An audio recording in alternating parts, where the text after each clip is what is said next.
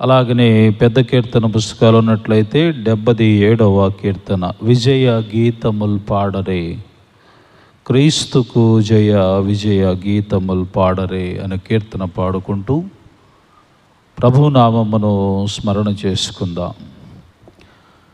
విజయ గీతముల్ పాడరే, క్రీస్తుకు జయ విజయ గీతముల్ పాడరే. రుజినమంతటి మీద విజయమిచ్చెడు దేవ, నిజ కుమారుని నామమున్ హృదయములతో భజన చేయుచు నిత్యము. విజయ గీతముల్ పాడరే, క్రీస్తుకు జయ విజయ గీతముల్ పాడరే. మంగళముగా యేసుడే మనకు రక్షణ శృంగమై మరి నిల్చెను.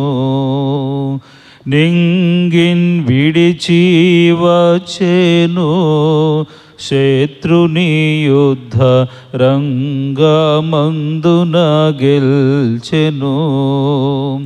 రంగు మీరగదన రక్త బలము వలన పొంగు అణగా చేసేను. సాతానుని బల్కృంగ నలిపి జీల్చెను. విజయ గీతముల్ పాడరే, క్రీస్తుకు జయ విజయ గీతముల్ పాడరే. పాపముల్ తొలగింపను, మనలను ధన స్వరూపంబు నకు మార్చను. శాప బంతయు ఓర్చెను, దేవుని న్యాయ కోపమున్ భరించెను. పాప మెరుగని యేసు పాపమై మన కొరకు పాప యాగము తీర్చెను. దేవుని నీతిన్ ధీరుడై నెరవేర్చెను. విజయ గీతముల్ పాడరే, క్రీస్తుకు జయ విజయ గీతముల్ పాడరే. శిలువ మరణము నొందియు మనలను దనకై గెలువన్ లేచిన వానికి, చెలువుగన్ విమలాత్ముని ప్రేమను మనలో నిలువన్ చేసిన వానికి, కొలువు చేతుమే గాని ఇలాను మరువకవాని, సిలువ మోయుచు నీ కృప రక్షణ చాలా విలువగలదని చాటుచు. విజయ గీతముల్ పాడరే, క్రీస్తుకు జయ విజయ గీతముల్ పాడరే. తండ్రి యొక్కయు కుమారుని యొక్కయు పరిశుద్ధాత్మ యొక్కయు నామమున ఆమెన్. అందరూ నాతో కలిపి చెప్పండి. ప్రభువా మమ్మను కనికరింపుము, క్రీస్తు మమ్మను కనికరింపుము, ప్రభువా మమ్మను కనికరింపుము. మనందరం కూడా అలాగనే నిలబడి అపోస్తలుల విశ్వాస ప్రమాణమును ఒప్పుకుందాము. భూమి ఆకాశములను సృజించిన సర్వశక్తి గల తండ్రి అయిన దేవుణ్ణి నమ్ముచున్నాను. ఆయన ఏక కుమారుడును మన ప్రభు అయిన యేసుక్రీస్తును నమ్ముచున్నాను. ఈయన పరిశుద్ధాత్మ వలన గర్భమున ధరింపబడి కన్య అయిన మరియకు పుట్టి పొంతి పిలాతు అధికారము క్రింద శ్రమపడి శిలువ వేయబడి చనిపోయి సమాధి చేయబడిననియు అదృశ్య లోకములోనికి దిగిననియు చనిపోయిన వారిలో నుండి 3వ దినమున లేచి పరలోకమునకెక్కి సర్వశక్తిగల తండ్రి అయిన దేవుని కుడి చేతి వైపున కూర్చుండి ఉన్నాడనియు సజీవులకును మృతులకును తీర్పు చేయుటకు అక్కడి నుండి వచ్చిన నమ్ముచున్నాను. పరిశుద్ధాత్మను నమ్ముచున్నాను. పరిశుద్ధ క్రైస్తవ సంఘముగు పరిశుద్ధుల సహవాసమును పాపక్షమాపణయు శరీర పునరుత్థానమును నిత్య జీవమును ఉన్నవని నమ్ముచున్నాను. ఆమెన్. దయచేసి అందరూ కూర్చోనండి.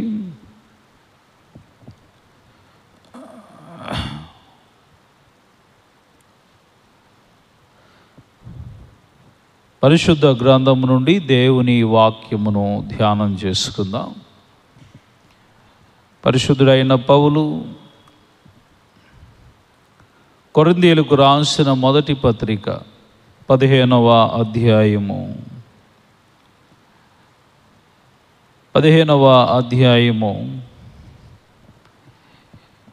20, 21, 22 వచనములు చదవగా విందాం.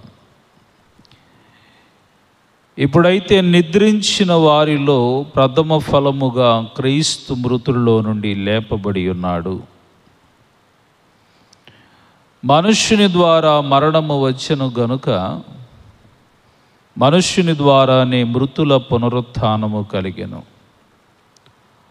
ఆదామునందు అందరూ ఎలాగు మృతి పొందుచున్నారో అలాగుననే క్రీస్తునందు అందరూ బ్రతికింపబడుదురు. ప్రతివాడును తన తన వరుసలోనే బ్రతికింపబడును.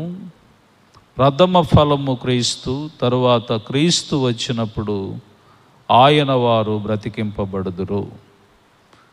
దేవుడి వాక్యమును మన యొక్క వినికిడిలో దీవించునుగాక. ఆమెన్. వాక్య సందేశములోనికి వెళ్ళుటకు పూర్వము మనందరం కూడా కలిసి ఆంధ్ర క్రైస్తవ కీర్తన పుస్తకాలలో నుంచి చిన్న కీర్తన పుస్తకాలలో అందరం కూడా కలిసి 78వ పాట, క్రీస్తు లేచెను హల్లెలూయా, క్రీస్తు నన్ను లేపెను. అలాగనే పెద్ద కీర్తన పుస్తకాలు మీ వద్ద ఉన్నట్లయితే 219, పెద్ద కీర్తన పుస్తకాలు ఉన్నట్లయితే 219వ పాట తీయండి. చిన్న కీర్తన పుస్తకాల్లో 78. క్రీస్తు లేచెను హల్లెలూయా, క్రీస్తు నన్ను లేపును. క్రీస్తు లేచెను హల్లెలూయా, క్రీస్తు నన్ను లేపును. ఇది యేసునాథ సత్యము, ఇలను చాటుడి నిత్యము. క్రీస్తు లేచెను హల్లెలూయా, క్రీస్తు నన్ను లేపును. మృతుల పునరుత్థాన పంటకు ప్రథమ ఫలమగు క్రీస్తులో. మృతుల పునరుత్థాన పంటకు ప్రథమ ఫలమగు క్రీస్తులో. మృతులు లేతురు నేను లేతును, నాదు వరుసలు నిజమిది. క్రీస్తు లేచెను హల్లెలూయా, క్రీస్తు నన్ను లేపును. పాప మరణ నరక బలములు ప్రభుని శక్తికి ఓడెను. పాప మరణ నరక బలములు ప్రభుని శక్తికి ఓడెను. పాపినగునను బ్రోవ క్రీస్తుని ప్రాణదాన ప్రభావము. క్రీస్తు లేచెను హల్లెలూయా, క్రీస్తు నన్ను లేపును. మరణమాని ముళ్ళు ఎక్కడ, మరణమా విజయ్ మెక్కడా, మరణమా నీ ముళ్ళు ఎక్కడ, మరణమా జయమెక్కడా, మరణమా నీ ముళ్ళు విరిగెను, మహిమ క్రీస్తులో నీప్పుడు, క్రీస్తు లేచెను, హల్లెలూయా, క్రీస్తు నన్ను లేపును. మృతులు నీదగువారలందరూ బ్రతికి లేతురు సత్యము, మృతులు నీదగువారలందరూ బ్రతికి లేతురు సత్యము, ప్రేతలను జీవింపజేయును పృథివి క్రీస్తుని విజయము, క్రీస్తు లేచెను, హల్లెలూయా, క్రీస్తు నన్ను లేపును. స్తుతియు మహిమయు ఘనత నీకే, స్తుతికి పాత్రుడ రక్షక, స్తుతియు మహిమయు ఘనత నీకే, స్తుతికి పాత్రుడ రక్షక, స్వంత రక్తము చిందితివి నా స్వామి, ఇదే నాయంజలి, క్రీస్తు లేచెను, హల్లెలూయా, క్రీస్తు నన్ను లేపును. ఇద్ది యేసునాథ సత్యము, ఇలను చాటుడి నిత్యము, క్రీస్తు లేచెను, హల్లెలూయా, క్రీస్తు నన్ను లేపును. మన తండ్రి అయిన దేవుని నుండి, కుమారుడైన యేసు క్రీస్తు నుండి కృపయు సమాధానములు మీకు కలుగునుగాక. ఆమెన్. దయచేసి కూర్చోనండి.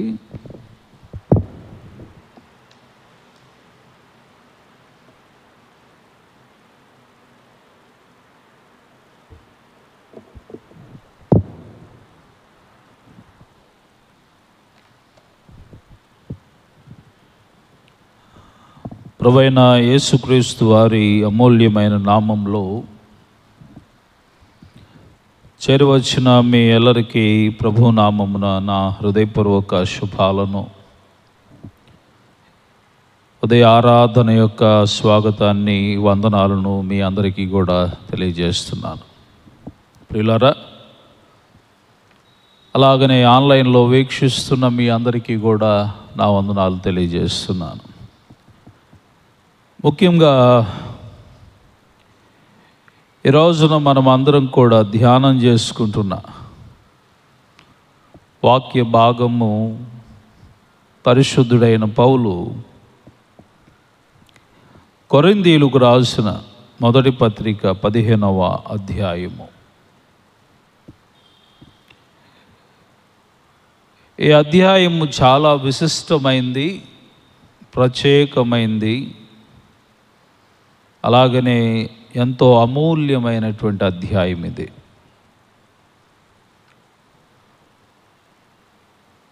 ఈ రోజున నేను ముందుగా ఈ వాక్యాన్ని ప్రారంభించటానికి మీ అందరినీ నేను అడుగుతున్నటువంటి ఒక ప్రశ్న ఏమిటనంటే, అసలు ఎందుకు మనము క్రీస్తుని ఆరాధిస్తున్నాం? అసలు ఎందుకు మనము యేసుక్రీస్తు ప్రభువు వారిని దేవుడుగా కొలుస్తున్నాం?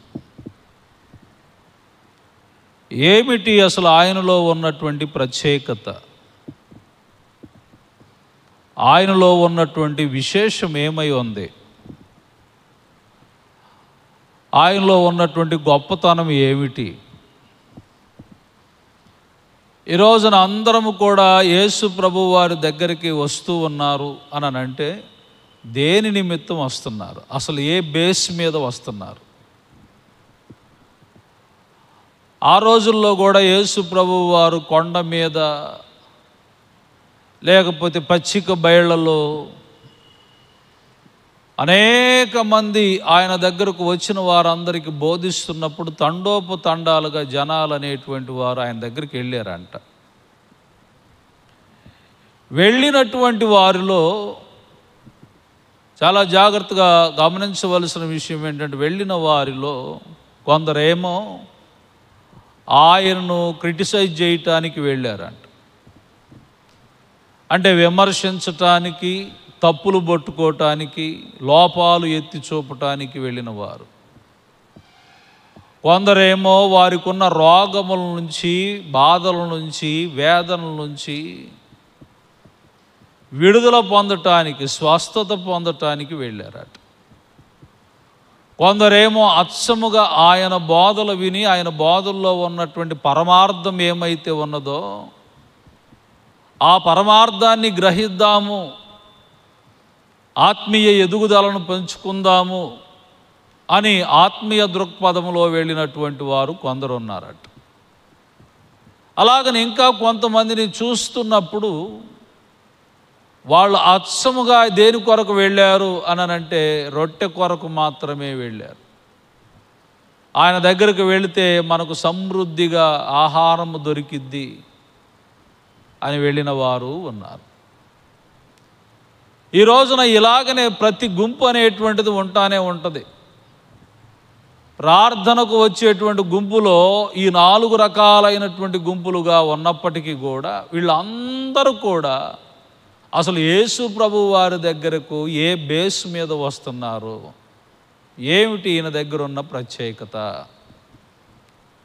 యేసయ్యను నమ్మటానికి నీకున్నటువంటి ఆధారం ఏమిటి, యేసుక్రీస్తు ప్రభువు వారిని విశ్వసించటానికి నీకున్న ఆధారం ఏమిటి. వారం రోజులు ఏకువ జామున ఏమిటి ఈ 5:30 టైంలో లెగవటం, దీని కొరకు ఎంతో సిద్ధపాటు, వచ్చేటువంటి ఈ కొద్ది మంది కొరకు, ఆన్లైన్లో చూస్తున్న వారి కొరకు, సంఘము కొరకు ఎంతో సిద్ధపాటు. ఒక్కొక్కసారి మెళుకు వచ్చిద్దో రాదో అని అనుకొని దాని కొరకు పడిగాపులు కాసుకుంటా కూర్చోవటం, అలారం కరెక్ట్గా చెవికి పడిద్దో పడదో, ఎందుకు ఈ మైక్ తీసుకొని ఈ ప్రచారం అన్నటువంటిది చేస్తున్నాం. ఏమిటి యేసుక్రీస్తు ప్రభు వారిలో ఉన్న ప్రత్యేకత. ఈ రోజున దేవుళ్ళందరికంటే కూడా వేల్పులలో గొప్ప దేవుడుగా యేసుక్రీస్తు ప్రభు వారిని మనమందరం ఎంచుకోవటానికి కారణం ఏమిటి? ఎంతోమంది వేల్పులు అనేటువంటి వారు ఉన్నారు. మన దేశంలో ఉన్న సాంప్రదాయం ఏంటంటే 3 దేవతలు అని అంటారు కదా. వీళ్ళందరిని కూడా మనకు వద్దు అని అనుకొని మనం యేసు ప్రభు వారిని అసలు ఎందుకు ఆరాధన చేస్తున్నాం? ఆయన దగ్గర ఉన్నటువంటి ప్రత్యేకత ఏమిటి? ఈ రోజున పౌలు భక్తుడు మనకి చాలా స్పష్టమైనటువంటి విషయాలను తెలియచెప్తా ఉన్నాడు. ఏమిటి ఆ స్పష్టమైనటువంటి విషయాలు? ఈ యొక్క అధ్యాయం అంతా కూడా చూస్తే పునరుత్థానము పునరుత్థానము పునరుత్థానము అనేటువంటి పదం గురించే ఉంటుంది. అంటే యేసుక్రీస్తు ప్రభువారు మరణమును జయించి తిరిగి లేపబడటము, మరణమును జయించి తిరిగి లేపబడటము. ఏమిటి ఈయన దగ్గర ఉన్న ప్రత్యేకత అని ఇందాటి నుంచి నేను చెప్తున్నానే, అది ఈ భూమి మీద ఉన్నటువంటి ఏ మనుష్యులలో కూడా మనము చూడలేదు, ఏ మనుషుల్లో కూడా మనము చూడలేదు, ఏ వ్యక్తిలో కూడా మనము చూడలేదు. యేసుని ఆరాధించటానికి గల కారణం ఏమిటంటే ఆయన ప్రథమ ఫలముగా మృతులలో నుండి ఆయన లేపబడి ఉన్నాడు. అది ఆయన యొక్క ప్రత్యేకత. వాస్తవానికి ఆయనకు ఆ ప్రత్యేకత గురించి మాట్లాడుతున్నప్పుడు నీ వల్లే నా వల్లే, నీ మాదిరి నా మాదిరి, ఆయన ఒకవేళ గనక చనిపోయి మట్టిలో గనక కలిసిపోతే ఆయన దగ్గరికి పోయి మనం ఎందుకు ఆరాధిస్తాం? అర్థమవుతుందా మీకు? నాకులాగా రేపటి రోజున నా పితరులుగా ఉన్నవారు చనిపోయారు, వారిని మరి మట్టి చేసేటువంటి పరిస్థితి. ఈ రోజున కూడా ఒక చావు కబురు వచ్చింది, ఇప్పుడు వెళ్ళాలి నేను, ప్రార్థన అయిపోయిన వెంటనే ఏమిటి ఇప్పుడు అక్కడ వారిని కూడా మట్టి చేస్తాము, వారు మట్టిలోనే కలిసిపోతారు. కానీ యేసుక్రీస్తు ప్రభువు వారిని చూసినప్పుడు ఆయన గురించి ఏమని అంటున్నాడంటే, ఈ 15వ అధ్యాయంలో భక్తుడైనటువంటి పౌలు మాట్లాడుతూ ఆ 3వ వచనము దగ్గర నుండి రాయబడిన మాటలు జ్ఞాపకం చేసుకుని, నాకు ఇయ్యబడిన ఉపదేశమును మొదట మీకు అప్పగించి తిని. జాగ్రత్తగా వినాలి. నాకే ఉపదేశం అయితే ఇవ్వబడిందో, ఏ ఉపదేశం అయితే నాకు ఇవ్వబడి ఉన్నదో అది నేను ఏం చేశానంట, నేను పొందుకొని దానిని నేనేం చేస్తానంటే మీకు దానిని నేను అప్పగించాను. ఏమిటి ఆ ఉపదేశము అనంటే ఇప్పుడు చెప్తున్నాడు. అదేమనగా లేఖనముల ప్రకారము క్రీస్తు మన పాపముల నిమిత్తము మృతి పొందెను, సమాధి చేయబడెను. దేని ప్రకారం అనంట? లేఖనముల ప్రకారము. ఆయన లేఖనముల ప్రకారము ఈ భూమి సృష్టి ప్రారంభించబడిన నాట నుండి ఆదాము ఏదేనులో ఎప్పుడైతే తప్పు చేశాడో ఆ తప్పు చేయబడినటువంటి రోజున 3వ అధ్యాయం ఆదికాండము 15వ వచనములో మొట్టమొదటిసారిగా ఆ పాపమునకు నివృత్తి జరగాలని దేవాతి దేవుడు తీర్మానించిన తీర్మానము ఏమిటనంటే, ఇదిగో లోకములోనికి నేను రక్షకుణ్ణి పంపుతాను.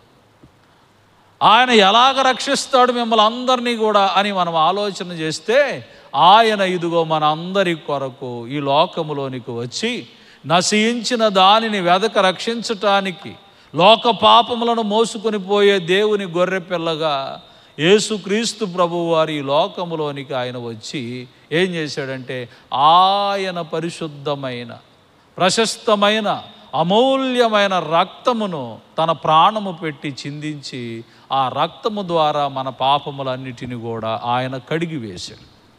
ఆయన మాత్రమే పవిత్రుడు, ఆయన మాత్రమే పరిశుద్ధుడు. మొన్న మధ్యకాలంలో నేను మీకు తెలియచెప్పాను, మీకు గుర్తుందో లేదో, మర్చిపోయారో. నేనెందుకు మిమ్మల్ని రక్షించలేను? నేను పాస్టర్ గారినే కదా, నేను పాస్టర్ గారిని, యాజకుడిని, దైవజనుడుగా ఉన్నటువంటి వాడను. నేనెందుకు మిమ్మల్ని రక్షించలేకపోతున్నాను? కారణం ఏమిటి? మీరు లేకపోతే విశ్వాసులుగా ఉన్న మీరెందుకు నన్ను రక్షించలేకపోయారు? మీరు రక్తము చిందించటం వలన, నేను రక్తము చిందించటం వలన ఏమి ప్రయోజనము అంటే ఏంటి పాస్టర్ గారు, దీన్ని కాస్త డెప్త్గా మాతో వివరించండి అని అంటే, ఆదాము ద్వారా మన అందరము కూడా ఈ లోకములోనికి వచ్చిన వారమే. ఆదాము ద్వారానే మనం అందరం ఈ లోకములోనికి పుట్టిన వారము. ఇప్పుడు నా రక్తం ఎవరిది? నా తండ్రి రక్తమే నాలో ప్రవహించిద్ది. నా తండ్రి DNA నాలోనే ఉంటుంది. నా తండ్రి ఎలాంటి వాడై అంటే పాపి, వాళ్ళ తండ్రి ఎలాంటి వాడై అంటే పాపి, వాళ్ళ తండ్రి ఎలాంటి వాడై అంటే పాపి, వాళ్ళ తండ్రి తండ్రి తండ్రి దగ్గరికి పోయి ఆదాము దగ్గరికి పోతే, అసలు తండ్రి దగ్గరికి పోతే ఆయనే పాపి. అందుకనే దావీదు అంటాడు, నేను పాపములో పుట్టిన వాడను, పాపములోనే నా తల్లి నన్ను గర్భము ధరించెను. వింటున్నారా? నేను పాపములో పుట్టిన వాడను, పాపములోనే నా తల్లి గర్భము ధరించెను. అందుకనే మనం జ్ఞాపకం చేసుకోవాల్సిన విషయం ఏంటంటే, అందరి జీవితాలలో ఇట్లుండగా ఏమందుము. రోమాపత్రిక 5:12 ఒక మాట అంటాడు, ఇట్లుండగా ఏమందుము, ఒక మనుషుని ద్వారా మరణము, మరణము ద్వారా ఒక మనుషుని ద్వారా పాపము, పాపము ద్వారా మరణము లోకములోనికి సంప్రాప్తమాయను.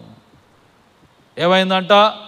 పాపము, పాపము ద్వారా మరణము ఆ మనుష్యుడు ద్వారా ఈ లోకంలోనికి వస్తే, ఈ లేఖనముల ప్రకారము మొట్టమొదటి ఆదిలోనే దేవుడు యేసు ఈ లోకానికి రావాలి, మనుషులందరి యొక్క పాపములను తీసివేయాలంటే ఆయన ఎలా జన్మించాలి అని అంటే పవిత్రుడుగా జన్మించాలి. ఏ అపవిత్రత లేనివాడు, ఆయన పవిత్రుడును, నిర్దోషి, నిష్కల్మషుడును, పాపుల్లో చేరక ప్రత్యేకముగా ఉన్నటువంటి వాడును. అలాగని యేసు ప్రభువు వారు భూమి మీద ఉన్నప్పుడు ఆయన కూడా ఛాలెంజ్ విసిరాడు, నాలో పాపం ఉన్నదని మీలో ఎవడు స్థాపించగలడు? ఆయన పాపము లేనివాడు గనక ఆయన ఈ లోకములోనికి వచ్చి ఏం చేశాడంట? లేఖనముల ప్రకారము ఏంటంట, మన అందరి పాపముల నిమిత్తము మృతి పొందాడు. తర్వాత ఏం చేయబడ్డాడంట?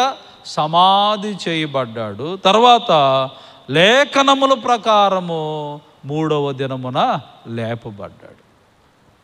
అందుకని ఈ రోజున మనము విజయ గీతములు పాడరే అనే పాటను ఎందుకు ఎత్తాను? క్రీస్తు లేచిన హల్లెలూయా అనే పాటను నేను ఎందుకు పాడానో తెలుసునా?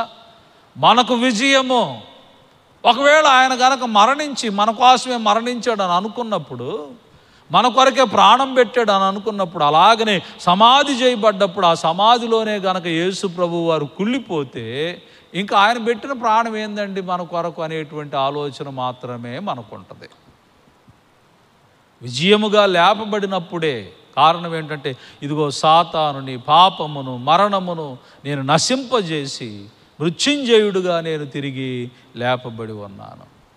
ఇది ఈ రోజున చాలామంది విశ్వసించలేకపోతున్నారు.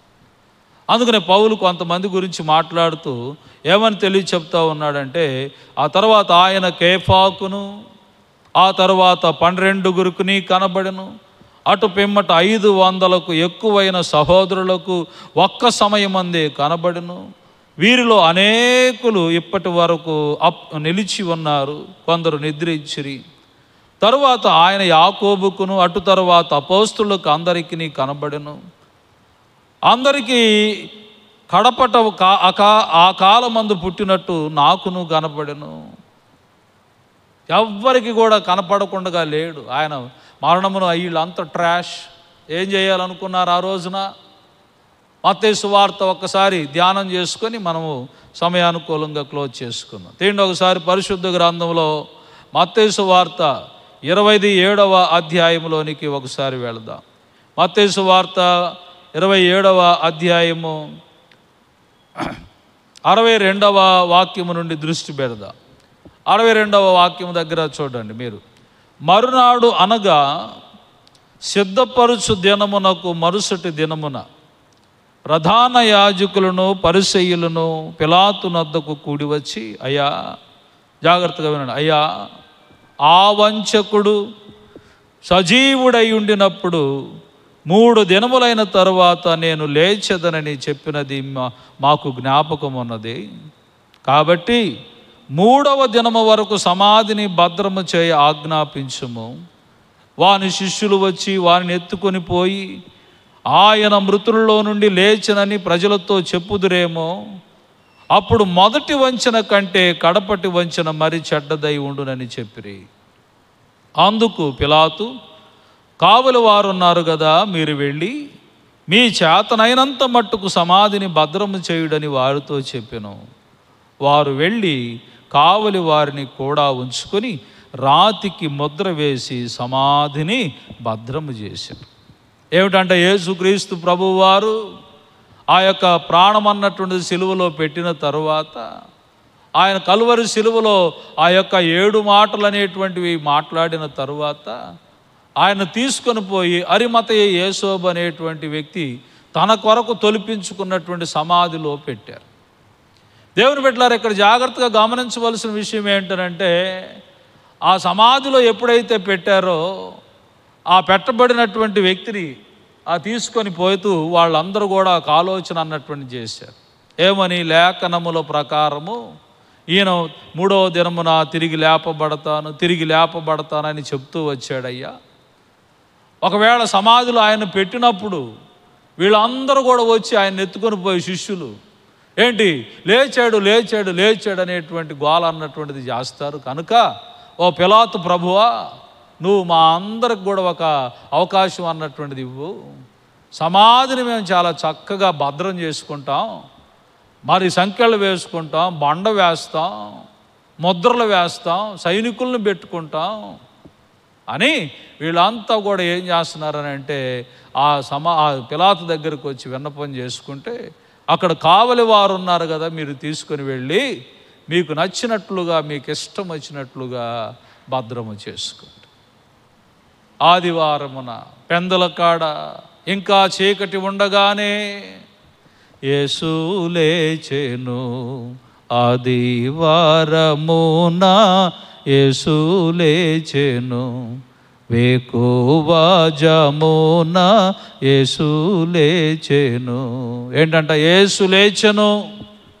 ఇంకా పెందల చీకటి ఉండగానే యేసు లేచాడు. బండయు ఓడెను జయ యేసు, ముద్రయు ఓడెను జయ యేసు. ఈ ముద్రలు కానీ కావలు కానీ ఏది ఆ పునరుత్థాన శక్తి ముందు నిలబడలేదు. ఇప్పుడు దీన్ని ఎలాగ అబద్ధంగా ప్రచారం చేయాలనుకుంటున్నారు? ఆ చివరిగా ఇంకొక చక్కని విషయాన్ని మనము జ్ఞాపకం చేసుకుందాం. 28వ అధ్యాయము మత్తయి సువార్త 28వ అధ్యాయము 11వ వచనం దగ్గర నుంచి చదువుకుందాం. వారు వెళ్ళుచుండగా కావలి వారిలో కొందరు పట్టణంలోనికి వచ్చి జరిగిన సంగతులన్నిటినీ ప్రధాన యాజకులతో చెప్పిరి. కాబట్టి వారు పెద్దలతో కూడి వచ్చి ఆలోచన చేసి ఆ సైనికులకు చాలా ద్రవ్యం ఇచ్చి, మేము నిద్రపోవుచుండగా ఏమిచ్చారంట? సైనికులకి డబ్బులు ఇచ్చారంట. డబ్బే ఈ రోజుల్లో ఏదైనా జరిగేది, అవునా? డబ్బు చుట్టూరే జీవితాలు, మనుషులు, మమతలు, ప్రేమలు, ఆప్యాయతలు అనేటువంటివి, మంచి మానవత్వం అనేటువంటి పోయినాయి, మొత్తం కడమరుగైపోయినాయి. ఎప్పుడు చూసినా డబ్బు డబ్బు డబ్బు డబ్బు, ఇదే పిచ్చి. ఆ డబ్బు తీసుకొని న్యాయాన్ని అన్యాయం చేస్తారు, అన్యాయాన్ని న్యాయాన్ని చేస్తారు. ఇప్పుడు వీళ్ళు చేసిన పని కూడా అదే. అయ్యా మేము ఆడ కావలు కాస్తానే ఉండం, పెద్ద దేవదూత వచ్చినట్టు కూడా వెలుగు వచ్చింది, మొత్తం కూడా సమాధి పగిలిపోయింది, రాయి పగిలిపోయింది, సంకెళ్ళు ఊడిపోయినాయి, ఆయన లోపల చూస్తే ఆయన లేడయ్యా. ఇప్పుడు మీరేం చేయాలో తెలుసునా? ఈ డబ్బులు తీసుకొని ఆయన శిష్యులు వచ్చి ఆయన ఎత్తుకొని పోయాడని చెప్పండి అని అన్నారు. ఆనాటి నుంచి ఈనాటి వరకు ఆ అబద్ధం అనేటువంటిది ఇంకా ఇశ్రాయేలు దేశంలో వింటూనే ఉన్నారు. కానీ ఇక్కడ పౌలు భక్తుడు చెప్తున్నాడు, నాకు కనపడ్డాడు, కడపటివాడుగా ఉన్న నాకు, అపోస్తులకి, ఏంటి పేతురుకి, 500 మంది కంటే కూడా పైగా ఉన్నవారికి ఆయన భూమి మీద 40 దినాల పాటు తన యొక్క పునరుత్థాన ప్రత్యక్షతను చూపించుకుంటూ వచ్చాడు. దేవుని బిడ్డలారా, ఆ పునరుత్థాన విజయముతో ఆయన తిరిగి లేపబడ్డాడు గనకనే ఈ రోజున మనం ఇక్కడ ఆరాధిస్తున్నాం. ఎందుకంటే నీవు ఆరాధించుచున్న దేవుడు మృతుడైపోయి మట్టిలో కలిసిపోయి సమాధిలో ఉన్నవాడు కాదు. నువ్వు ఆరాధించుచున్న దేవుడు, నేను ఆరాధించున్న దేవుడు సజీవుడైన దేవుడు. అందుకనే మనం ఈ రోజున ప్రార్థనలు చేస్తున్నాం. ఏది వినలేనటువంటి చెవులకు కాదు, మన బాధలు చూడలేనటువంటి వ్యక్తికి కాదు మనం ప్రార్థన చేస్తుంది. ఏది నోరు ఉండి కూడా మాట్లాడలేనటువంటి వాటికి కాదు మనం ప్రార్థన చేస్తుంది, సజీవుడైనటువంటి దేవుడికి ప్రార్థన చేస్తున్నాం. అందుకనే ఈ రోజున యేసుని కొలుస్తున్నాం, ప్రకటిస్తున్నాం, విశ్వసిస్తున్నాం. లేకపోతే యేసయ్య దగ్గరికి రావాల్సినటువంటి అవసరత ఏది? ముందు చెప్పిన 4 రకాలుగా ఉన్నటువంటి వారుగా ఇప్పటికి కూడా వస్తా ఉన్నప్పటికి కూడా నువ్వు ప్రార్థన చేసినా, ఏమి చేసినా, ఎలా చేసినా ఆయన నీ దేవుడు, నా దేవుడు సజీవుడు. ఆయన ప్రథమ ఫలముగా మొట్టమొదటిగా మరణమును జయించి లేచాడు. ఆ తర్వాత ఏమిటనంట, అలాగునని 22వ వచనంలో ఆదామునందు ఎలాగు మృతి పొందుచున్నారో అలాగే క్రీస్తునందు అందరూ బ్రతికింపబడతారు. ఎవరైతే యేసుని విశ్వాసం ఉంచిన వారుగా ఉన్నారో, ఎవరైతే యేసుక్రీస్తు ప్రభువు వారిని ఎరిగినటువంటి వారుగా ఉన్నారో వారందరూ కూడా ప్రతివాడును తన తన వరసలోనే బ్రతికింపబడును. ప్రథమ ఫలముగా క్రీస్తు, తరువాత క్రీస్తు వచ్చినప్పుడు ఆయన వారు బ్రతికింపబడు. ఆయన వారు ఎవరు? ఇక్కడ మళ్ళీ ఇంకో ప్రశ్న రావాలి మనకి. ఆయన వారు అంటే ఎవరు? ఎవరైతే యేసుక్రీస్తు యొక్క మరి ఆ బిడ్డలుగా రక్షించబడి మారు మనసు పొంది దేవుని కొరకు సాక్షిగా జీవిస్తూ ఉన్నటువంటి వారందరూ కూడా ఆయన వారే. ఆయన యందు విశ్వాసం ఉంచిన వారందరూ కూడా ఆయన వారే. ఆయన యందు నమ్మిక ఉంచిన వారందరూ కూడా ఆయన వారే. ఆయన శిలువ, శ్రమ, మరణ, పునరుత్థానాలు విశ్వసించి ఇదిగో ఈ ప్రభువు నా కొరకే ప్రాణం పెట్టాడు, రక్తం కార్చాడని చెప్పబడుతున్నటువంటి వారందరూ కూడా దాన్ని చూసి విశ్వసించిన వారందరూ కూడా ఆయన వారే. ఆయన వారందరూ కూడా రేపటి వేళ లేపబడతాం మనం అందరం. ఆ ప్రభువు రాకడ సమీపించినప్పుడు మనమందరము కూడా లేపబడతాం. ఏంటి?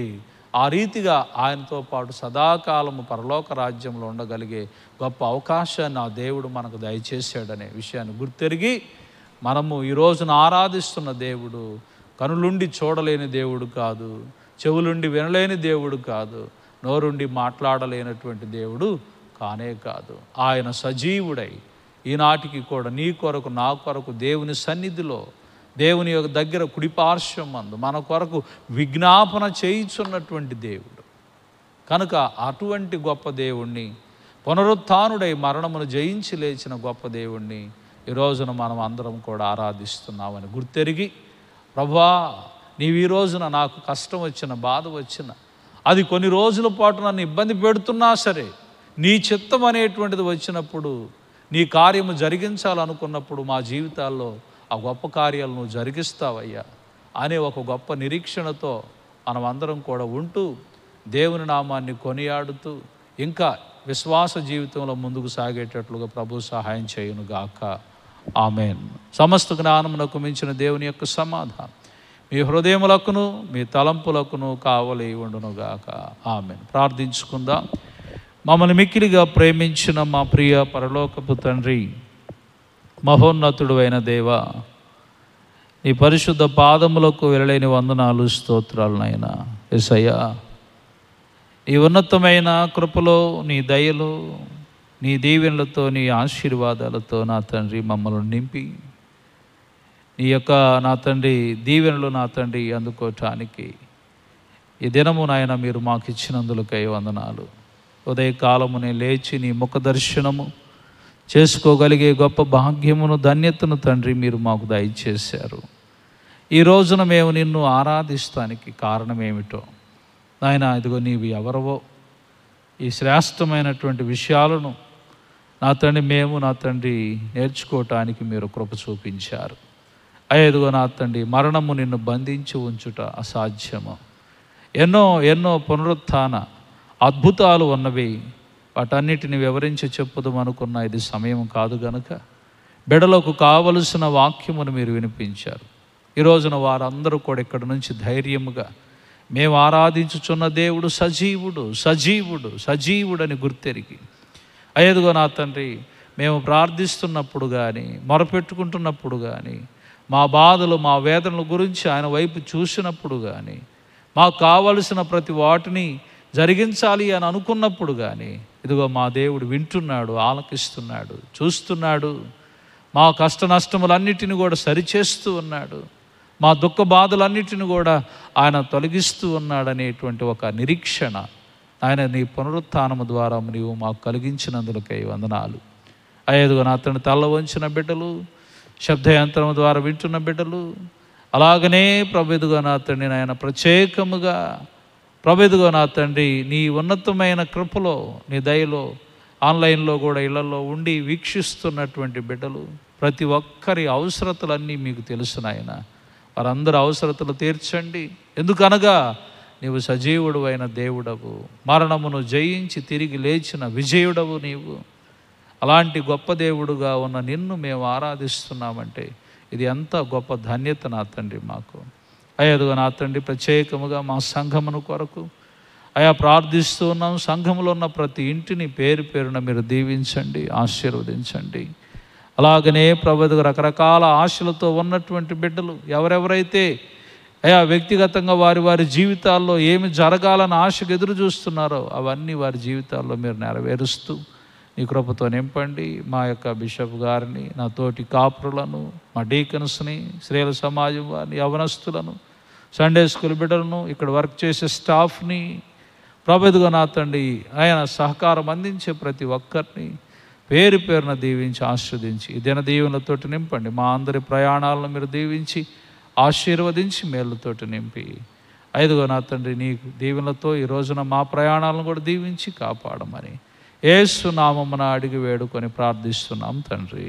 ఆమేన్. పరలోకమందున్న మా తండ్రి, నీ నామము పరిశుద్ధపరచబడునుగాక, నీ రాజ్యం వచ్చునుగాక, నీ చిత్తము పరలోకమున నెరవేరుచున్నట్లు భూమి యందు నెరవేరునుగాక. మానదున ఆహారము నేడు మాకు దయచేయము. మా ఎడల అపరాధములు చేసిన వారిని మేము క్షమించి ఉన్న ప్రకారం మా అపరాధములను క్షమింపము. మమ్మల్ని శోధనలోనికి నీకు దుష్టుని తప్పింపము. రాజ్యమును, శక్తియు, మహిమయు నిరంతరము నీవే ఉన్నవి తండ్రి. ఆమేన్. మన పరమ తండ్రి అయిన దేవుని యొక్క ప్రేమ, కుమారుడైన యేసుక్రీస్తు వారి కృప, పరిశుద్ధాత్మని యొక్క అన్యోన్య సహవాసము తరలి వంచి ఉన్న మన అందరికీ, మన కుటుంబాలకును, మన బిడ్డలకును, ఆన్లైన్లో వీక్షిస్తున్న వారందరికీ దేవుడు తోడుగా ఉండి కాపాడునుగాక.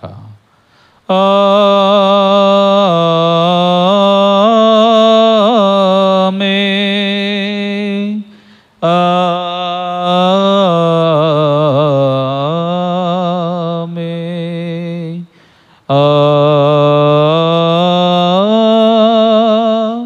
ఆమేన్.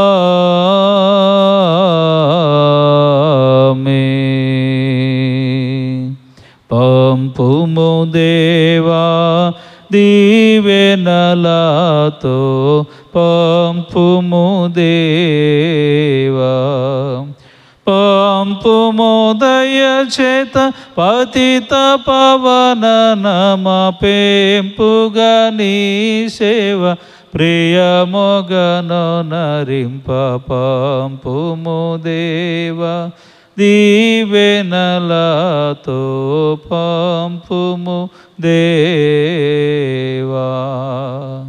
ఆమేన్. గాడ్ బ్లెస్ యూ అండి. అందరికీ వందనాలు.